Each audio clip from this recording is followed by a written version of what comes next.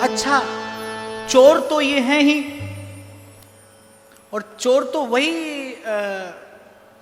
श्रेष्ठ होता है ना जो चोरी कर ले और जिसकी वस्तु चुराए उसे खबर ना पड़े, पकड़ा जाए वो कैसा चोर। तो चित्त चोर ये हैं ही।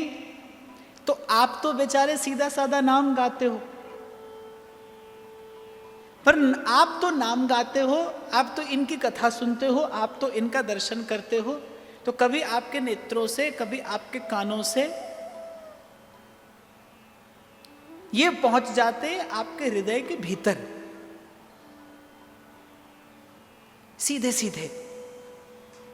श्रीमद् भागवत कहते यथा यथात्मा परिमृज्यते सौ मत पुण्य गाथा श्रवणा विधाने। जैसे जैसे कोई सुनता है मेरी लीला कथा, प्रभु कहते वैसे वैसे उसके हृदय को मांझ कर, उसके हृदय के पात्र को निर्मल करके उसे मैं अपने रहने का घर बना लेता हूं, उसके मन को मैं मंदिर बना लेता हूं। अब आपको थोड़ी पता था कि आप तो आए कथा सुनने, थोड़ी देर गाया गुनगुनाया और लौट गए, पर आपको पता नहीं है आप जैसे आते हैं यहां आप वैसे जाते नहीं। आप आते कुछ और हैं और आप जाते कुछ और हैं। कुछ जाता है आपके साथ, आपके भीतर। तो ये कांटा जाता तो बहुत सीधा है, और फिर भीतर जाकर टेढ़ा हो जाता है, और वो भी एक जगह से नहीं 3 जगह से। त्रिभंग ललित मुद्राएं श्री ठाकुर जी की, चरण से टेढ़े, कटी से टेढ़े और फिर ग्रीवा से टेढ़े। अब एक जगह से टेढ़ा कांटा हो तो निकल ही आवे, ये तो 3 जगह से टेढ़ा है।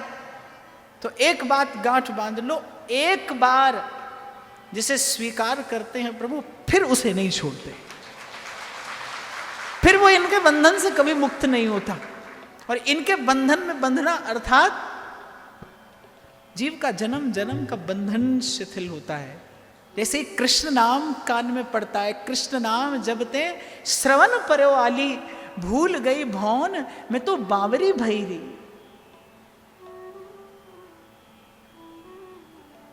कमल ल जाए तेरे नैनों को देख के, भूली घटाए तेरे कजरे की रेख पे, भूली घटाए तेरे कजरे की रेख पे, के मुखड़ा निहार के चंदा भी गया हार के, दोनों सरकार के जीव संसार के आकर्षण से मुक्त होकर मेरी ओर आकर्षित हो, यही श्री कृष्ण के माधुर्य के प्राकट्य का हेतु है। प्रभु ने अपना वो असमोर्ध माधुर्य प्रकट किया है किसके लिए? कि आपके मेरे नेत्र उलझे उस रूप से, उस रूप सुधा का पान करते करते आसक्त हो मन भगवान की नाम माधुरी में, भगवान की रूप माधुरी में। और कई बार मैंने पहले भी कहा, इस संसार में सबसे बड़ा बल आसक्ति का बल है। संसार के अथाह कष्ट सहते हुए भी आप आज भी संसार के ही बने हुए हो। कभी आपने विचार किया है क्या कारण है? संसार में आसक्ति ही तो इसका कारण है। मैं देखता हूं कितने कष्ट माता पिता झेलते हैं। पहले संतान की उत्पत्ति में कितनी पीड़ा है, मां जानती है उस प्रसव की पीड़ा को, उस वेदना को। और फिर संतान के होते ही फिर जीवन भर की कामनाएं बंधती हैं उसके साथ। कितना जीव कष्ट पाता है संसार में, फिर भी प्रार्थना करता है किसी के ना हो संतान, तो वो व्यक्ति क्या क्या प्रयत्न नहीं करता संतान पाने के लिए। एक व्यक्ति एक बार नदी के किनारे बैठा और एक संत बड़ी देर से उसे देख रहे थे।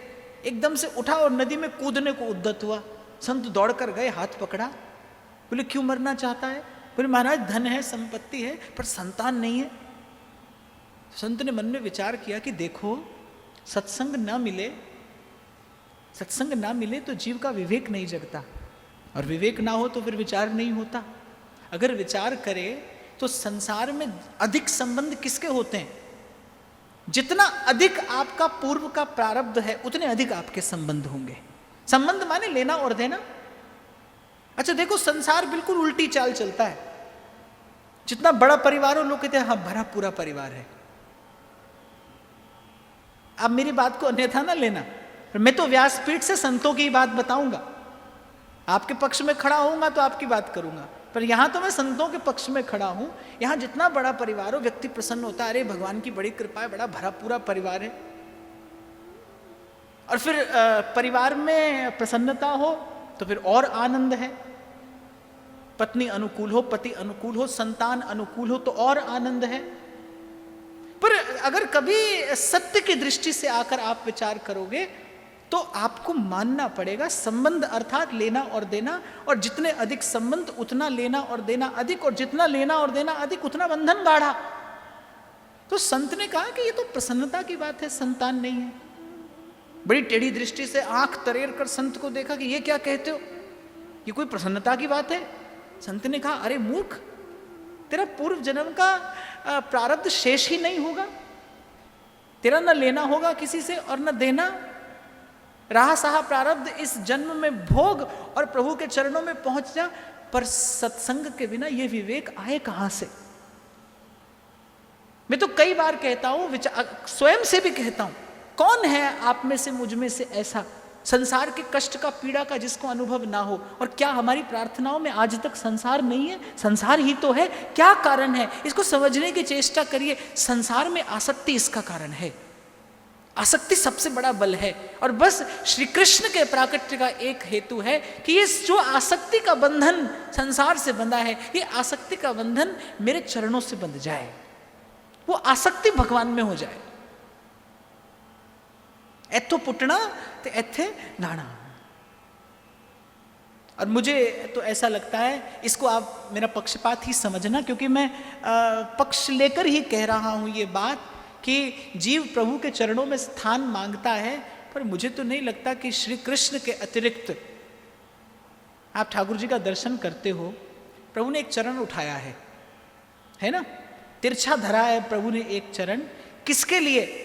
आपके मेरे रहने के लिए घर बनाया है भगवान ने, आपके मेरे रहने के लिए स्थान बनाया है। एक प्रभु ही तो है जिन्होंने उठाया है अपना चरण कि आइए, दी है प्रभु ने अपने चरणों की छांव, बनाइए अपना स्थान उसमें। इसीलिए तो आप और मैं नित्य गाते हैं, मेरो राधा वल्लभ लाल हो लाल, मन रखियो अपने चरण। कभी विचार करना, कभी खूब मन भर के प्रभु को देखना, निहारना, प्रभु के श्री चरणों की ओर देखना, प्रभु की कृपा का विचार करना। बहुत देर तक आप और मैं वैसे खड़े रह नहीं सकते जैसे प्रभु खड़े हैं अनंत युगों से। जैसे अनंत युगों से प्रभु खड़े हैं, आप और मैं ऐसे कुछ देर भी खड़े नहीं रह सकते। किसके लिए? वो जो प्रभु का टेढ़ापन है, वो जो श्री कृष्ण का टेढ़ापन है, वो बस इसीलिए तो है। आपने कभी मछली पकड़ने का कांटा देखा हो? कांटा सीधा हो तो मछली आती है क्या? थोड़ा सा टेढ़ा ही तो होता है कांटा, तभी मछली फंसती है उसमें आकर। ऐसे ये जो श्री कृष्ण का टेढ़ापन है, ये वस्तुतः उनके माधुर्य की पराकाष्ठा है। ये श्री कृष्ण का टेढ़ापन ही आप पर और मुझ पर, ये जीव मात्र पर करुणा है, आपके मेरे मन रूपी मीन को फंसा लेने के लिए। इसलिए कमल लजाए तेरे नैनों को देख के, भूली घटाए तेरे कजरे की रेख पे, भूली घटाए तेरे कजरे की रेख पे।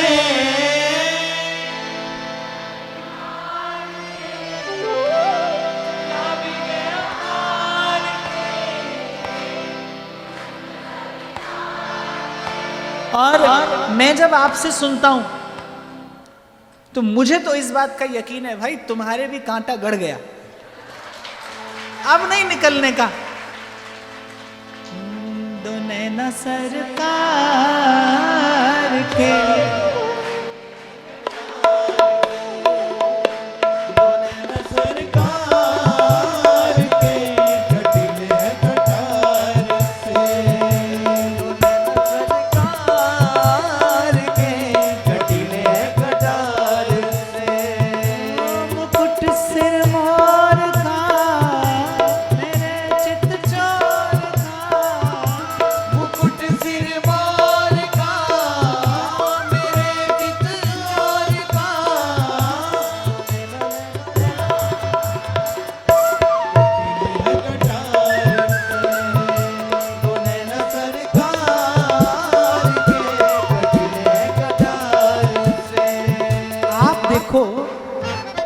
श्री कृष्ण की चाल टेढ़ी देखो, चलन टेढ़ी, बोलन टेढ़ी, हसन टेढ़ी, चितवन टेढ़ी। अब इतना टेढ़ा, इतना कुटिल होने की भगवान को क्या आवश्यकता है? अब राम जी को देखो कैसे बिल्कुल सीधे खड़े हैं, किसी को भी देखो कुछ बात है इनमें, इस टेढ़ेपन में भी कुछ बात है भाई। एक पश्चिम का एक दार्शनिक आया जब भारत भ्रमण करने के लिए, तो यहाँ के सब मंदिरों में गया, सब देखा उसने। उसने कहा कि मैंने भारत में कोई देव ऐसा नहीं देखा जिसके हाथ में अस्त्र शस्त्र ना हो। बोले एक वृंदावन में रहने वाला कोई है, उसके हाथ में न कोई अस्त्र है न कोई शस्त्र है, बोले वंशी बजाता है, न कोई अस्त्र है न कोई शस्त्र है, और कहते शस्त्र अपने पास वो रखता है या तो किसी को डराना चाहता हो या किसी से डरता हो, ये तो शस्त्र की आवश्यकता नहीं है। अब बाकी सब देवी देवता मुझसे नाराज हो जाएंगे कि मैं उनको अप्रत्यक्ष रूप से ये कह रहा हूं कि तुम या तो डरते हो या डराते हो। डराते तो हैं भाई, असुरों का संहार करने के लिए भगवान युग युग में अवतार लेते हैं, पर श्री कृष्ण करुणावतार हैं, श्री कृष्ण प्रेमावतार हैं। इसीलिए उन्मुक्त कंठ से संतों ने कहा श्री कृष्ण पूर्णावतार है। क्यों? इनके प्राकट्य का केवल एक हेतु है, जीव के भव का भंजन हो, संसार के आकर्षण से मुक्त होकर इस रूप की माधुरी में मन उलझ जाए। प्रभु के प्राकट्य का केवल एक हेतु है, ये करुणावतार है। तो ये जो इतना तिरछापन है, इतना टेढ़ापन है, इसी में कभी ना कभी मन उलझेगा। थोड़ी देर पहले की बात मैं आपको स्मरण कराऊं, संसार के आकर्षण से मुक्त होना सरल नहीं है। आप छोड़ के चल दो आज घर, मैं तो कहता हूं भगवान ना करे आपकी बुद्धि कभी ऐसी हो जाए और आप कभी चल दें, कभी चल के देखना, मम माया दुरत्तया, भगवान की माया कहीं कहीं तक चले जाइए, ब्रह्मलोक तक चले जाइए। वहां ब्रह्मा जी भी भगवान की माया के बंधन में बंधे जीव की और इस सृष्टि की रचना का कार्य करते हैं। गीता उद्घोष करती है मामेव ये प्रपद्यन्ते माया मेताम तरन्तिते। अर्जुन, मेरी माया से अगर कभी कोई मुक्त होता है तो केवल वो होता है जो मेरे चरणों की शरण ग्रहण करता है। मामेव ये प्रपद्यन्ते, भगवान ने बड़े स्पष्ट शब्दों में ये बात कही है। उसने कहा इसके हाथ में वंशी है, पर मैंने कहा कि भाई उसने दूर से देखा तो उसे इसके हाथ में वंशी दिखाई पड़ी। हमारे ब्रज के संत थोड़ा नजदीक से जाकर देखते हैं और फिर कहते हैं कजरारी तेरी आंखों में क्या भरा हुआ कुछ टोना है, तेरा तो हसन औरों का मरन, बस जान हाथ से धोना। हमारे राधा वल्लभ जी के मंदिर में एक संत दर्शन करते थे, वो तो कई बार कहते थे, बोले अरे तेरी निगाहें नाज पे लाइसेंस क्यों नहीं है, ये भी तो कत्ल करते हैं, ये भी तो कत्ल करते हैं। निराली शान रखती हैं मेरे दिलदार की आंखें, छुरी है या के खंजर है मेरे सरकार की आंखें। वो नादा हैं जिन्होंने दुनिया में आके और कुछ देखा, न देखी यार की आंखें तो फिर बेकार की आंखें। और हमारे बड़े बाबा तो अक्सर बिहारी जी का दर्शन करते थे तो कहते थे, अरे जमाना लुट गया कातिल तेरी सीधी निगाहों से, खुदा ना खास्ता तिरछी नजर होती तो क्या होता। उन्हें किसी का मन अपना कर लेने के लिए, किसी के चित्त वित्त का हरण करने के लिए किसी अस्त्र की, किसी शस्त्र की आवश्यकता नहीं है। वो तो केवल छीन ले हंस के सबका ये मन, सखी मेरो राधा। तो देखो ये सब कहना मैं इसलिए चाह रहा हूं कि संसार के आकर्षण से मुक्त होने की केवल एक ही विधि है। संसार के आकर्षण से मुक्त होने की एक ही विधि है कि संसार से कोई सुंदर वस्तु आपके अनुभव में आए, संसार का रस फीका लगे। इसके लिए एक ही उपाय है कि संसार के रस से श्रेष्ठ, संसार के रस से मीठा कोई और रस आपकी जिह्वा चखे। नाम रस मीठा। आप देखिए, मैं तो कई बार विचार करता हूं कि प्रभु ने मीरा को राजकुमारी ही क्यों बनाया। मीरा किसी भी कुल में जन्म लेती, मीरा तो भगवान की नित्य सिद्ध भक्ता है। वो कृष्ण को पाने नहीं आती, वो तो कृष्ण को पाकर आती है। वो किसी भी कुल में आए वही कुल पवित्र होता। पर प्रभु ने मीरा को राजवंश में ही क्यों भेजा।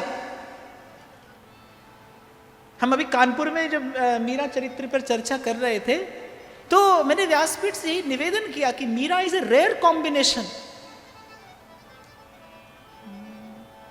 महलों में पली बन के जोगन चली, मीरा रानी दीवानी कहाने लगी। महलों में पली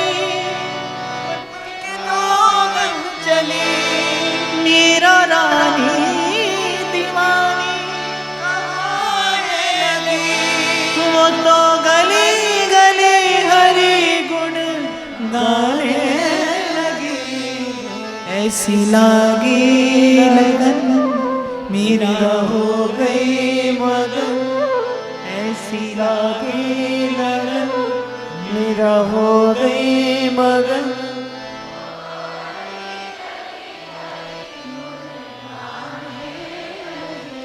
और जब किसी ने कहा ना रानी दीवानी, कोई रानी भी हो और दीवानी भी हो, इट्स अ रेयर कॉम्बिनेशन, क्योंकि प्रभुता तो मद लाती है।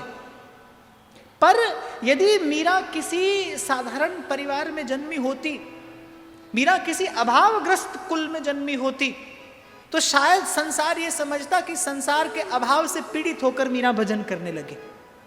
बहुत बार ऐसा होता है भाई। बहुत लोग संसार का झंझट जब नहीं सदता तो बोले चलो साधु हो जाते हैं।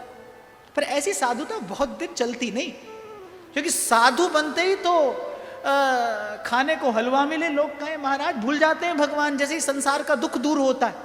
इसलिए मैं तो सदा आपको कहता आया हूं, संसार से भागकर मत जाना। जाना ही हो तो फिर संसार को जीत कर जाना। आपके मन में संसार ना बचा हो, जीत कर जाना। संसार की प्रत्येक प्रतिकूलता का भक्ति की शक्ति से उत्तर देकर जाना। प्रभु ने जो रचा हो आपके लिए, अपने प्रारब्ध से जो पाया हो आपने, अपनी प्रारब्ध की प्रत्येक परिस्थिति, प्रत्येक प्रतिकूलता का सामना करते हुए, क्योंकि मेरा कबीर कहता है, कामी क्रोधी लालची इन पे भक्ति ना होए, भक्ति करे कोई सूरमा, जात बरन कुल खोए। भक्ति करना किसी शूरवीर का कार्य है। तो यदि मीरा किसी अभावग्रस्त कुल में जन्मी होती तो शायद संसार समझता कि भाई संसार के अभाव से पीड़ित होकर और कृष्ण कृष्ण करने लगी। पर ऐसा था नहीं। आप देखिए राजवंश का वैभव। महलों में पली बन के जोगन चली, मीरा रानी दीवानी कहाने लगी। बड़े थोड़े उदाहरण आपको मिलेंगे कि किसी के जीवन में प्रभुता भी हो। नहीं तो सहजो बाई कहती है, प्रभुता को सब कोई चाहे, प्रभु को चाहे न को।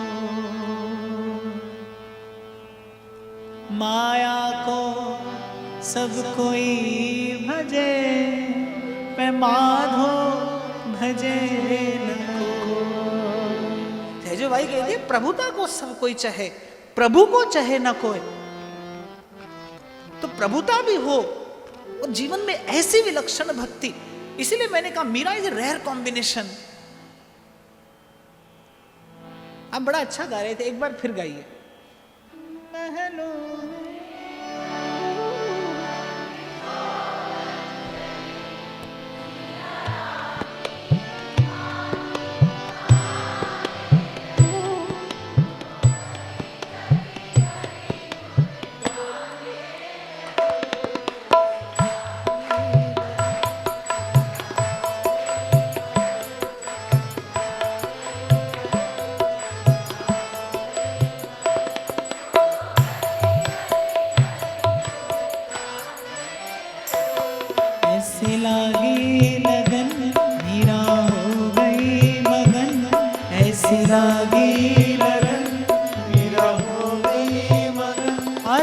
मैंने सदा कहा कि भक्त को भेजते हैं भगवान भक्ति की प्रतिष्ठा के लिए, भक्ति का मार्ग बनाने के लिए। मीरा मगन हुई, मीरा दीवानी हुई, प्रेम दीवानी मीरा कही जाती है। लेकिन किस परिस्थिति में? आप देखो मीरा के चारों तरफ क्या है, राजकुल, भारतवर्ष का सर्वश्रेष्ठ कुल, एक भक्त के कुल में जन्मी, एक वीर के कुल में ब्याही गई। भक्ति, वीरता, शौर्य, पराक्रम, धन संपत्ति, सब कुछ मीरा के पास में। पर आंखों में, नैनों में नीर भर के मीरा कहती है अपने पति से, साधु संग बिना प्राण तिसाया मरे। मेरे प्राण प्यासे मर रहे हैं, साधु का दर्शन नहीं होता, संत का दर्शन नहीं होता।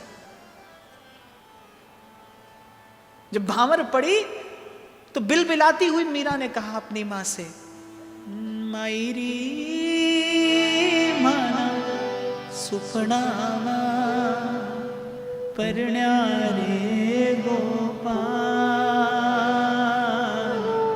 परण्यारे गोपाल। अपनी मां से कहती है मीरा, काई करा और संग भामर भाने जग जंजा,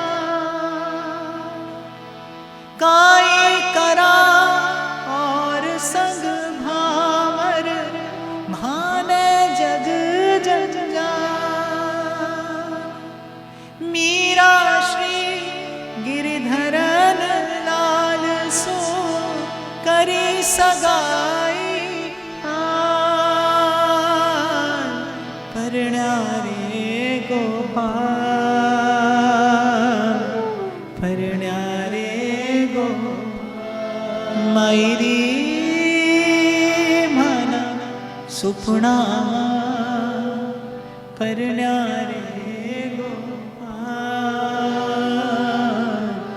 परण्यारे गोपाल। और कभी भाव से मैं निकट जाऊं यदि बाईसा के, उस स्थिति में कि द्वार पर बारात खड़ी है, मीरा के हाथ पीले, मांग भरी है, और अपनी मां से मीरा कह रही, काई करा और संग भावर, काई करा और संग भावर भान जग जंजाल। भक्त श्रेष्ठ के कुल में जन्म मिला है और वीर श्रेष्ठ के कुल में ब्याही जा रही है। यदि आप मीरा का सांसारिक जीवन देखें तो आप देखेंगे क्या है जो मीरा के पास नहीं है। मैं तो भाई स्पष्ट कहता हूं कि 99% लोग संसार की पीड़ा से पीड़ित होकर, आर्त होकर भगवान की शरण में जाते हैं। कबीर कहता है, सुख में सुमिरन सब करें, दुख में सुमिरन सब करें, सुख में करे न कोई। जो सुख में सुमिरन करे तो दुख काहे को हो। संसार की ठोकर खाता है जीव, तब ठाकुर याद आता है। संसार में सब आनंद हो तो कौन ठाकुर, कौन सेवा, कौन सुमिरन। अरे अभी कहां समय महाराज, सांस लेने की फुर्सत नहीं है। जीव की यही दशा है। फिर कभी मैं मीरा जी के निकट जाऊं भाव के, तो देखता हूं क्या नहीं है संसार की ऐसी कौन सी वस्तु, प्रभुता, संपत्ति, पराक्रम, क्या है जो मीरा के पास नहीं है। पर मीरा कह रही है माने जग जंजाल, अर्थात मन को संसार के रस से श्रेष्ठ कोई और रस मिल गया है,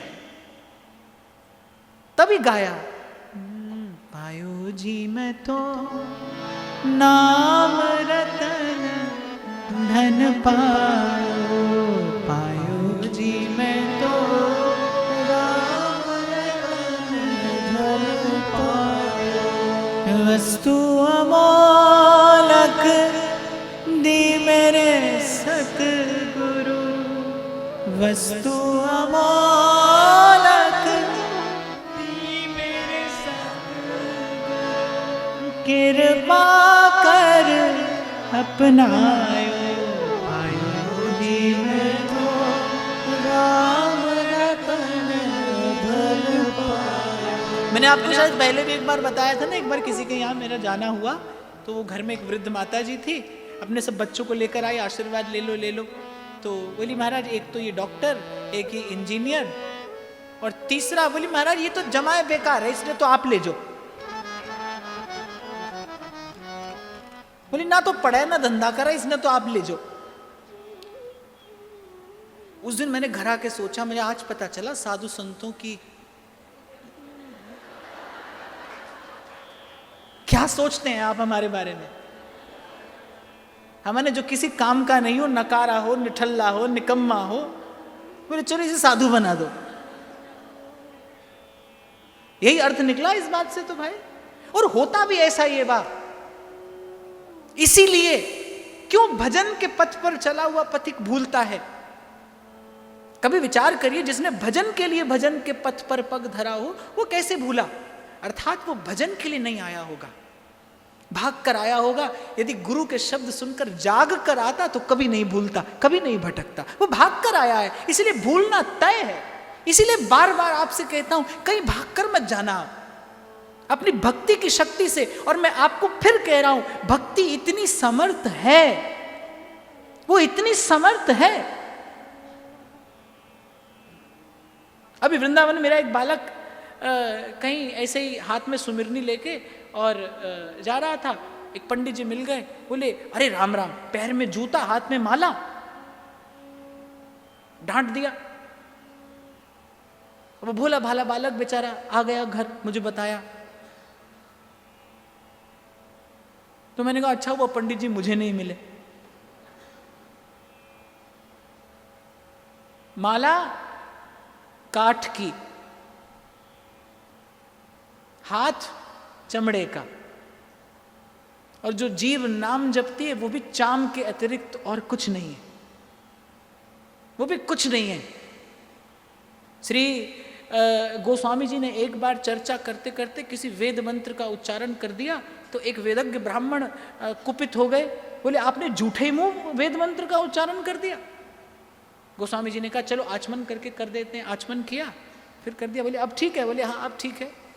गोस्वामी जी ने कहा जिस मुख को राम का नाम शुद्ध नहीं कर सकता, उस मुख को चुल्लू भर जल क्या शुद्ध करता होगा, जो मुख राम के नाम से शुद्ध नहीं होता। इसीलिए सदा मैंने आपसे कहा कि कोई ये ना कहे बेकार था इसीलिए चला गया। संसार को जीत कर जाना यदि जाना हो, और यदि संसार को जीत लिया भक्ति के बल पे, तो आप देखोगे अरे कहां जाना है और कहां से आना है। ना तो आपको कहीं जाना है, ना आप कहीं से आए हैं। जब भी आएंगे प्रभु आपको खोजते खोजते आप तक आ जाएंगे। इसलिए पहले दिन से एक ही मंत्र दिया व्यासपीठ ने आपको, तुझको पुकार आओ आओ रसिया, तुझको पुकार आओ आओ रसिया। इसीलिए मीरा भी गाती है, सांवरा हमारी प्रीत निभाजो। मैंने तो आधे अधूरे मन से तुमसे ये डोर बांध ली, बस इसके अतिरिक्त मैं कुछ नहीं जानती। इसके अतिरिक्त मेरी कोई और सामर्थ्य नहीं है।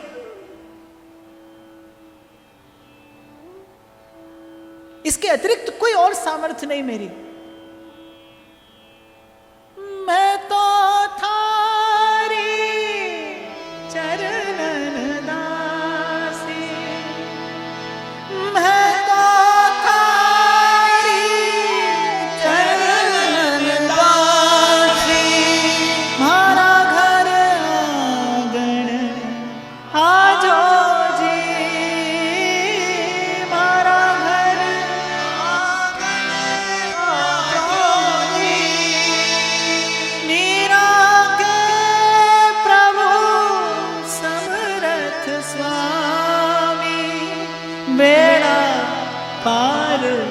लगा जो सारा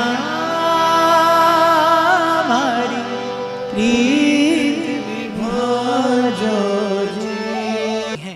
बस मायापति के अतिरिक्त सब माया है, माया से श्रेष्ठ केवल मायापति हैं। और जब बात मायापति की हो तो फिर तो ताकना पड़ेगा आपको भी उन्हीं की ओर।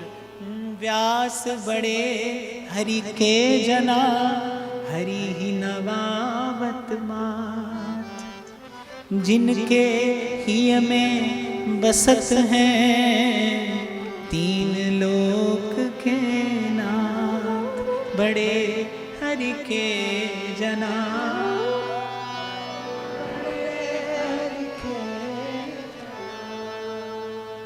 मीरा जी का स्मरण मुझे हुआ है 2 मिनट गाते गाते, क्योंकि उन्हीं से सीखा है मैंने कि भाई संसार के बाहुल्य के मध्य में रहते हुए भी संसार फीका लगता है, क्योंकि संसार से मीठा, संसार से श्रेष्ठ कुछ और मिला है। और वो मीठा और श्रेष्ठ वस्तुतः है क्या?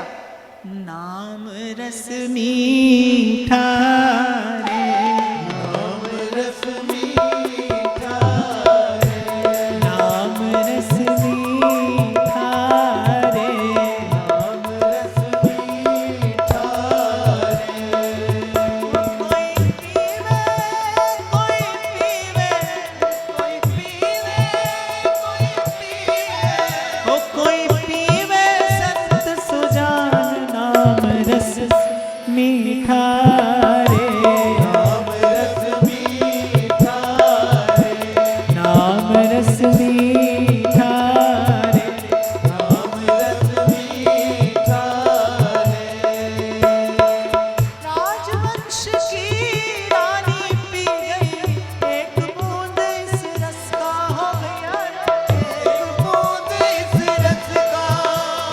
राजवंश की रानी पी गई, एक बूंद इस रस का हो गया, एक बूंद इस रस का। आधी रात महल तज चलती, रहा न मनवा अटका हो भैया रे, रहा न मनवा अटका। गिरधर की दीवानी मीरा, गिरधर की दीवानी मीरा, लगा नाम का चस्का, लगा नाम का चस्का। नाम रस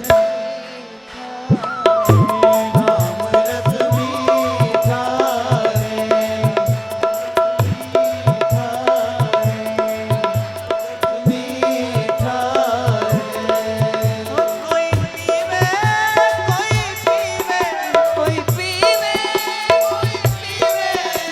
कोई पीवे, कोई पीवे, कोई पीवे संत सुजान नाम रस मीठा रे, नाम रस मीठा रे, नाम रस मीठा रे, नाम रस मीठा रे।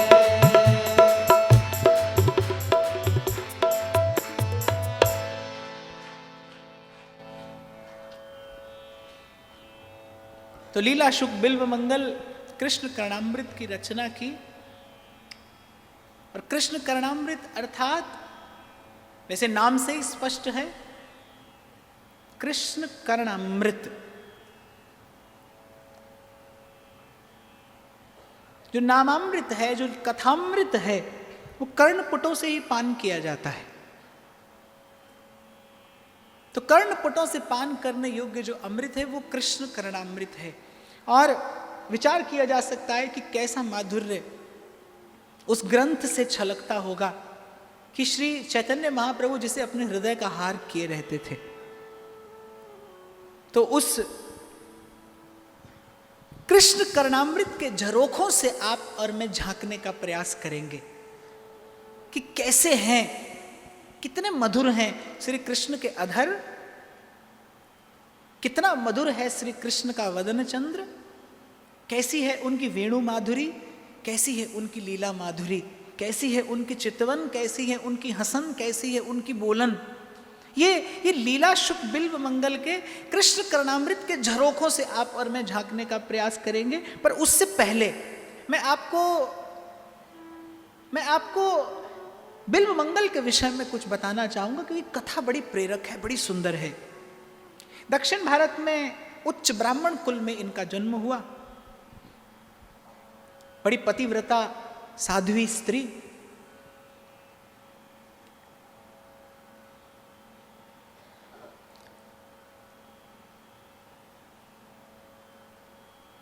उत्कर्ष कराने वाला भी संग है और पतन कराने वाला भी संग है। कई बार मैंने व्यासपीठ से निवेदन किया कि इस जीवन में सबसे महत्वपूर्ण कुछ अगर है तो वो यही है कि आप किसका संग करते हैं, उसी दिशा में आपका जीवन आगे जाएगा। बहुत गुण होने पर भी यदि संग उचित ना हो तो व्यक्ति का पतन हो सकता है और होता है। बहुत गुण होने पर भी। कौन सा गुण था जो रावण में नहीं था? संग ही तो नहीं मिला रावण को। साधु संग मिला होता तो कुछ और हो जाता। और कोई गुण ना हो, कोई गुण ना हो और साधु का संग मिल जाए तो संत कहते हैं नानक नाम जहाज है, चढ़े सूत्र पार। नानक नाम जहाज है, चढ़े सूत्र। कोई गुण ना हो तो भी साधु संग मिल जाए यदि। जैसे सरल सा उदाहरण मैं आपको दूं कि इंजन के पीछे टूटा फूटा डिब्बा भी लगाओ, पर यदि इंजन से जुड़ा है तो खटखट करता सही पर पहुंच तो जाता है, गंतव्य तक पहुंच जाता है। संग किसका है जीवन में बहुत महत्वपूर्ण है। और मैं तो कहता हूं यदि आप और मैं विचार करें तो आप पाएंगे कलयुग का प्रवेश कहां से होता है। ये कोई समय का विभाग नहीं है कि एक समय सतयुग था, यही धरती थी, यही आकाश था, यही पेड़ पौधे थे, यही प्रकृति थी, यही आप और मैं भी थे। ऐसा तो है नहीं आप और मैं नहीं थे। यही आप और मैं थे, यही संसार था, यही पंच तत्व थे, यही पंचभूत थे, यही पंच इंद्रियां, यही ज्ञानेन्द्रियां, यही कर्मेंद्रियां, यही मन, यही सब कुछ तो था। और यही सब कुछ है भजन करने वाले के लिए। आज भी वही युग है। और भजन न करने वाले के लिए उस युग में भी, मैंने कहा ना, विचार करो कि सच्चिदानंद आनंद कंद जिसके सन्मुख खड़े हों। कर्ण ने एक बार कहा था कि अर्जुन के प्रत्येक दिव्यास्त्र का उत्तर मेरे पास है। अर्जुन के पास ऐसा कोई अस्त्र नहीं है इसका उत्तर मेरे पास ना हो। और कर्ण ठीक कहता था। यदि श्री कृष्ण मध्य में ना होते तो अर्जुन कभी कर्ण को परास्त नहीं कर सकता था। कर्ण श्रेष्ठ योद्धा था, कर्ण श्रेष्ठ धनुर्धर था। पर कर्ण ने कहा कि मैं स्वीकार करता हूं कि जब सारथी के स्थान पर बैठे द्वारिकाधीश मेरी ओर देख के मंद मंद मुस्कुरा देते हैं, मैं अपनी सारी विद्या भूल जाता हूं। उनके इस अस्त्र का मेरे पास में कोई उत्तर नहीं है। और वही दुर्योधन देखता है भगवान को। मैंने कहा उसके मन में क्रोध उत्पन्न होता है, असूया उत्पन्न होती है, खींच जाता है। आप देखो कि भगवान से किसी जीव को कष्ट हो सकता है पर उसको होता है। क्या कारण है? उसके जीवन में साधु संग नहीं है, उसके जीवन में संत का संग नहीं है।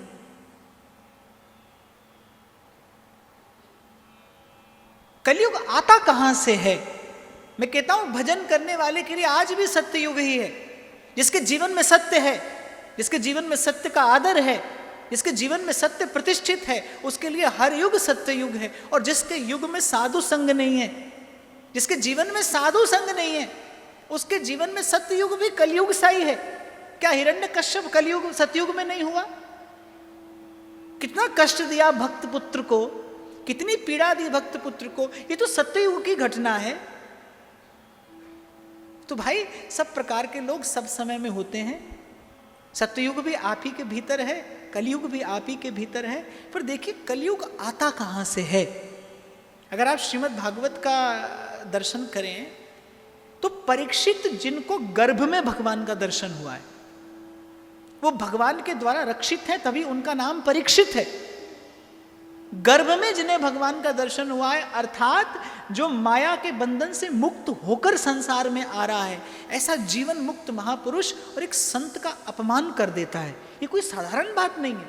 परीक्षित जैसे धर्मपरायण राजा कलयुग जिनके सामने आने से डरता है, कांपता है, वो परीक्षित एक मरा हुआ सर्प उठाते हैं और एक तपस्यारत ऋषि के गले में डाल देते हैं, अभिमान के वशीभूत होकर। आखिर ऐसा हुआ क्यों? जब बहुत खोजा तो पाया कि वो जरासंध का मुकुट पहनकर आ गए थे।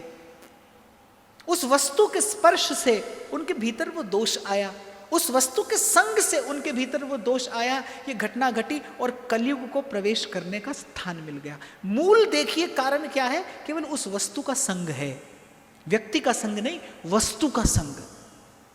और जितना उजला वस्त्र हो भाई, उतना जल्दी मैला होता है। जितना वस्त्र अधिक उज्जवल होगा, बहुत उज्जवल वस्त्र हो तो जल का छींटा मारिए वो भी चमकेगा। तो महाराज परीक्षित ने केवल उस मुकुट का संग किया, कलयुग आया। कहने का मेरा तात्पर्य यह है कि जो सर्वश्रेष्ठ क्षण है वो साधु संग का एक क्षण है। संग से ही आपका पतन होगा। भूल जाइए आप कितने गुणी और कितने योग्य हैं। मिला दे कोई गंगा जल को मदिरा में और फिर कोई साधु को चरणामृत कहकर दे, गंगा जल कहकर दे, तो साधु उसे ग्रहण नहीं करेगा। क्यों? क्योंकि उसका संग दूषित हो गया है, संग दूषित हो गया है उसका।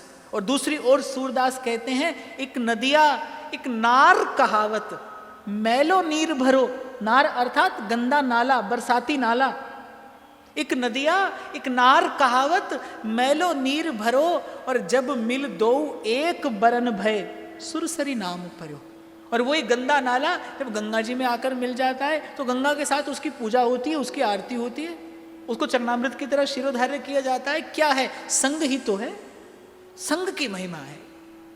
तो बिल्व मंगल बड़े श्रेष्ठ ब्राह्मण कुल में जन्म हुआ, बड़ी पतिव्रता उनकी, साध्वी उनकी पत्नी स्त्री। एक बार किसी के कहने पर, बड़ा प्रेरक प्रसंग है, इसीलिए मैं कर्णामृत में प्रवेश करने से पहले इसकी चर्चा आपके साथ में कर रहा हूं। बड़ा प्रेरक प्रसंग है। एक बार यूं ही किसी के कहने पर चिंतामणि नाम की एक वेश्या का नृत्य देखने के लिए चले गए। अच्छा, कोई भी बुरी आदत सीधी नहीं आती, संग के दोष से ही आती है। मैं तो कई बार कहता हूं, पहली बार कोई दुकान से खरीद कर नहीं पीता होगा, कोई पिला देता है और आप पी लेते हैं। कोई भी आप कभी विचार कर लेना, कोई भी दोष जीवन में सीधे नहीं आता, संग से आता है। इसलिए साधक तो संग के विषय में बहुत सावधान रहे, अतिशय सावधान। व्यास जी तो कहते हैं, व्यास एक ही बात गही, राधा वल्लभ धाम। भगवान के भक्तों के अतिरिक्त मेरा और किसी से कोई संबंध नहीं।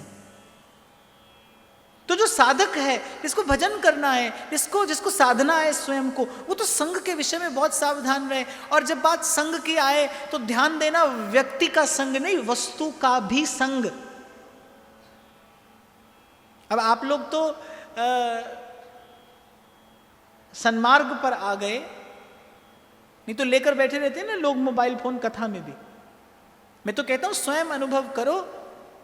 एक दिन हाथ में माला लेकर बैठो, एक दिन हाथ में इसे लेकर बैठो, आपको खुद अनुभव हो जाएगा कि वस्तु के संग का क्या परिणाम होता है।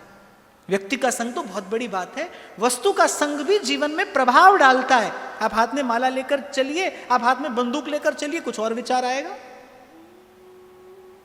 उड़ा दें किसी को, ऐसा विचार आएगा। वस्तु के संग का परिणाम है।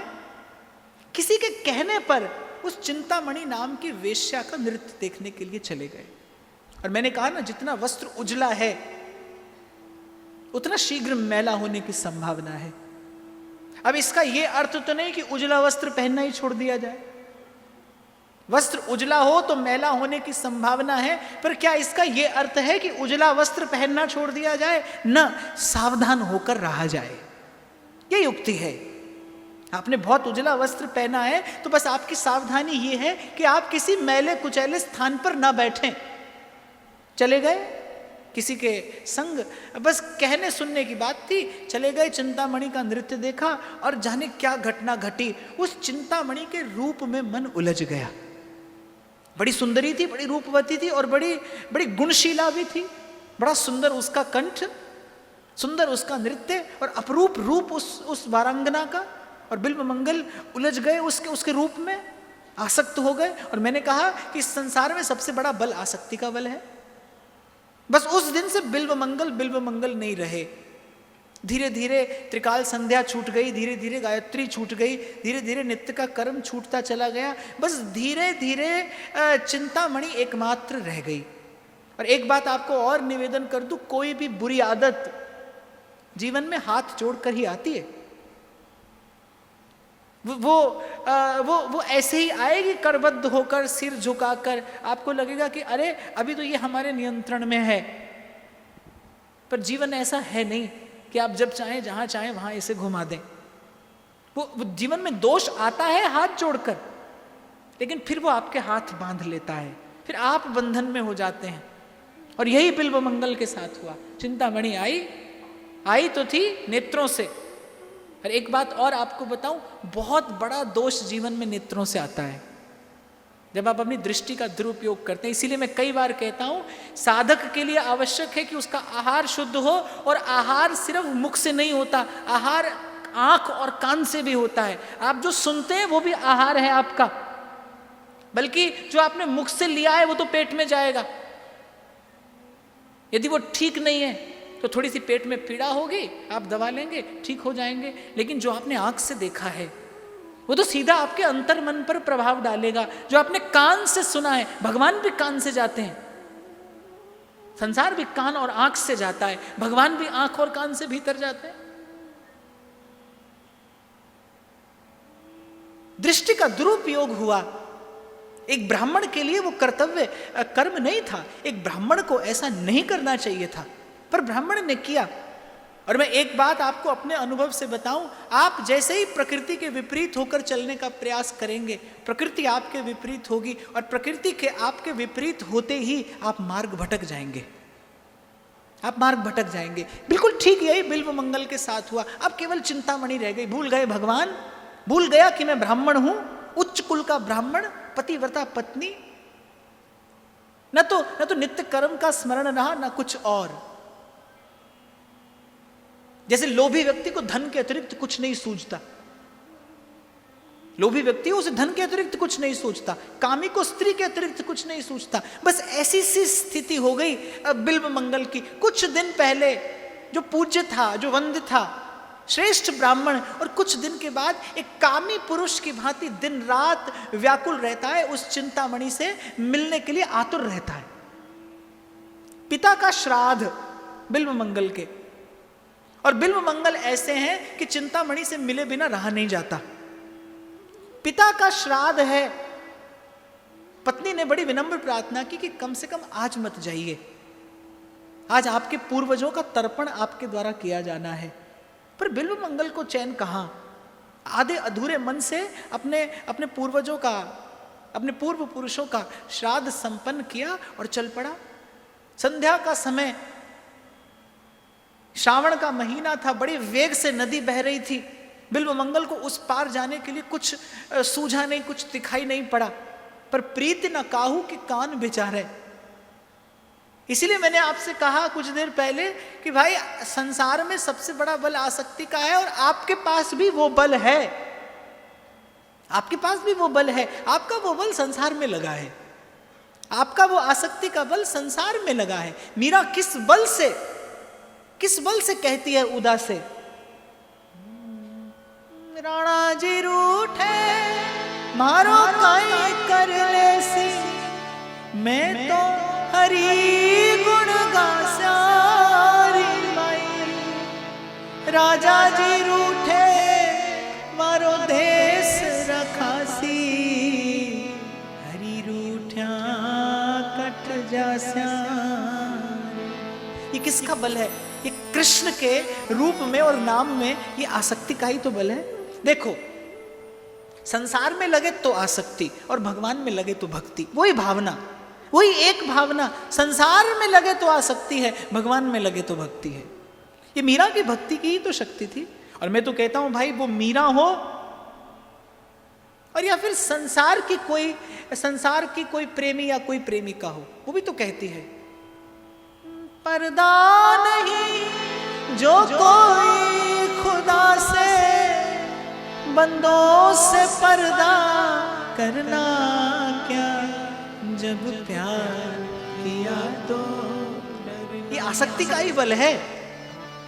जब आसक्त होता है ना मन, फिर आप कुछ विचार नहीं करते कि करने योग्य है कि नहीं, ये कहने योग्य है कि नहीं। कितना छल कपट करता है व्यक्ति अपने परिवार का पोषण करने के लिए। जानता है ये झूठ है, जानता है ये असत्य है, जानता है ये मार्ग ठीक नहीं है, ये भी जानता है कि कल ये संतान मेरे साथ नहीं होगी, ये भी जानता है कि यही संतान मुझे अकेला छोड़ देगी, पर आसक्ति से बंधा है ना, तभी तो न करने योग्य कर्म करता है। इसलिए मैंने कहा आसक्ति का बल सभी के पास में है, लेकिन वो लगा है संसार में, लगा है संसार में। कोई मिल जाए ऐसा, कोई मिल जाए ऐसा जो वहां से वो गांठ खोलकर और बड़ी सावधानी से, क्योंकि बड़ा कोमल तंतु होता है आसक्ति का। बंधन बड़ा प्रबल है लेकिन तंतु बड़ा कोमल है। प्रेम की डोर बड़ी कोमल होती है। रहीमन धागा प्रेम का मत तोड़ो चटकाए, टूटे पे फिर ना जुड़े, जुड़े गांठ परी जाए। बड़ा कोमल तंतु है लेकिन बंधन बड़ा गाढ़ा है उसका, भगवान बंध जाते हैं उससे। इसलिए कोई झटक भी ना दे। कपड़े पर दाग लगा हो तो कोई पत्थर पर पटक पटक के वस्त्र ही ना चीर दे, धीरे धीरे छुड़ाया जाता है दाग। इसीलिए कहते कोई योग्य गुरु मिले जो बड़े धीरे धीरे सहज, धीरे धीरे रे मना धीरे सब कुछ, माली सींचे 100 घड़ा ऋतु आए फल। कुछ लोग ऐसा करते हैं, वो एकदम तूफान की गति से साधन आरंभ कर देते हैं। सब छोड़ दिया महाराज, सब छोड़ दिया।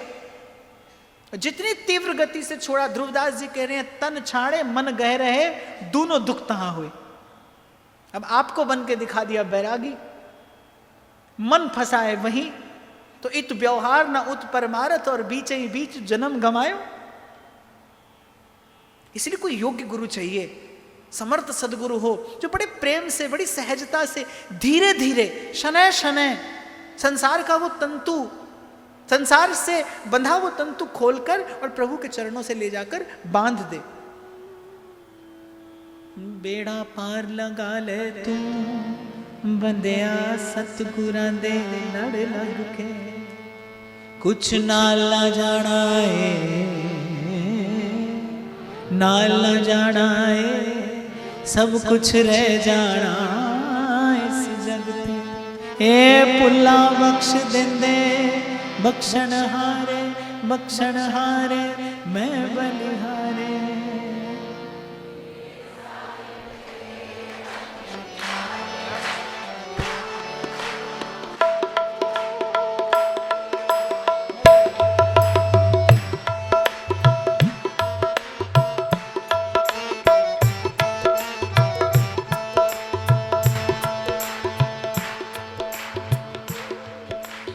मुझे तो बस आपसे सुनना था।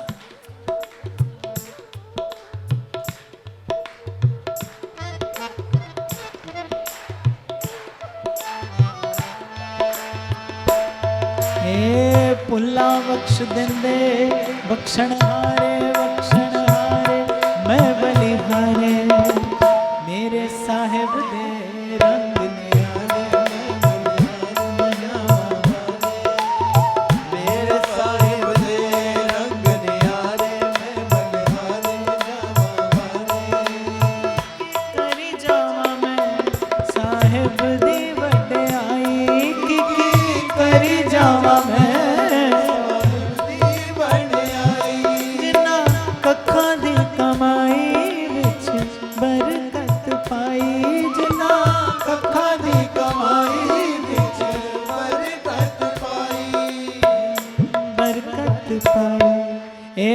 फड़ला देंदे आप किनारे, आप किनारे मैं बलि।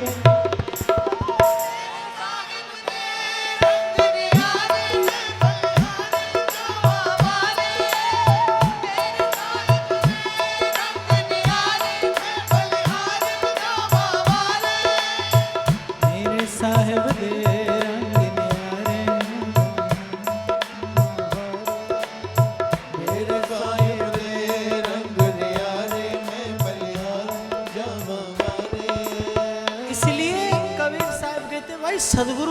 कुम्हार जैसा हो, अंदर हाथ सहारा दे, बाहर मारे चोट।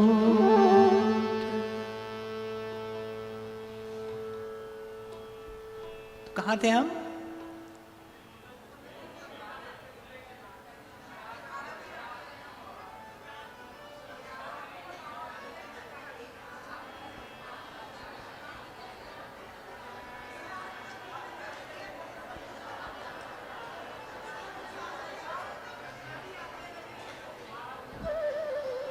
नदी उफान पे बह रही थी।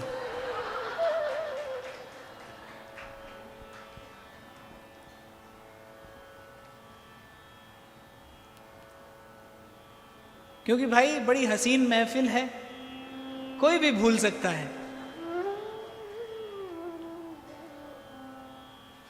श्री ठाकुर जी के प्राकट्य का अवसर है और प्रभु मुस्कुरा रहे हैं, क्योंकि मुझे ऐसा लगता है आपके मेरे हृदय में जो आनंद की अनुभूति है वो तो प्रतिबिंब है। यदि मैं आज भी सुबह कह रहा था कि मैं कभी ये नहीं कहता कि मैं आपका गुण गाऊं और आप प्रसन्न हो। मैं कभी ये नहीं कहता कि हे प्रभु मैं आपका गुण गाऊं इससे आप प्रसन्न हो, क्योंकि मैं ये जानता हूं आप प्रसन्न होते हैं तो मैं आपका गुण गाता हूं। पहले आप प्रसन्न होते हैं फिर मैं आपका गुण गाता हूं। और मैं कह ही रहा हूं कि भाई गुरु तो ऐसा ही हो जो अंदर हाथ सहारा दे और बाहर मारे चोट। पात्र तभी सुघड़ बनता है। तो मैं बीच बीच में आपकी खबर भी लेता चलूंगा कि आप यहीं रहना।